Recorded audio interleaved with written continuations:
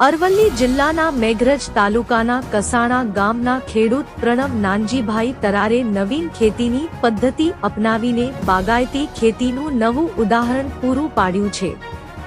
પરંપરાગત ખેતીની સીમાઓથી આગળ વધીને પ્રણવભાઈએ નેટ હાઉસમાં કાકડીની ખેતી શરૂ કરી, જેના દ્વારા તેઓ લાખો રૂપિયાની કમાણી કરી રહ્યા છે। આ સફળતા માત્ર તેમના માટે જ નહીં, પરંતુ આજુબાજુના ખેડૂતો માટે પણ પ્રેરણા સ્ત્રોત બની રહી છે। પ્રણવભાઈ જણાવે છે કે નેટ હાઉસમાં કાકડીની ખેતી અનેક ફાયદાઓ લઈને આવી છે।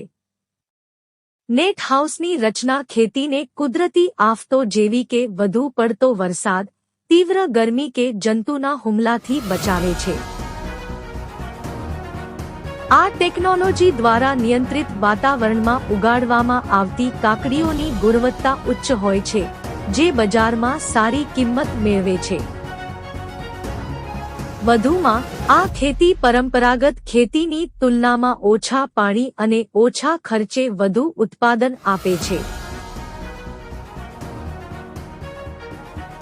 પ્રણવભાઈના જણાવ્યા અનુસાર નેટ હાઉસ ખેતીએ તેમની આર્થિક સ્થિતિને મજબૂત કરી છે અને જીવન ધોરણ ઊંચું લાવવામાં મદદ કરી છે।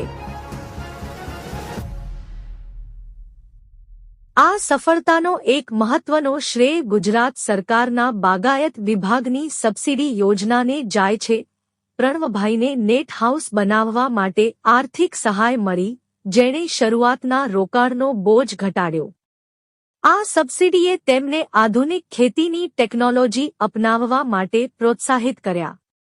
બાગાયત વિભાગ દ્વારા મળેલી તાલીમ અને માર્ગદર્શનથી પણ તેમને ખેતીની નવી પદ્ધતિઓ શીખવા મળી, જેનો ઉપયોગ તેમણે અસરકારક રીતે કર્યો। પ્રણવભાઈની સફળતાએ અરવલ્લી જિલ્લાના અન્ય ખેડૂતોને પણ બાગાયતી ખેતી તરફ આકર્ષ્યા છે।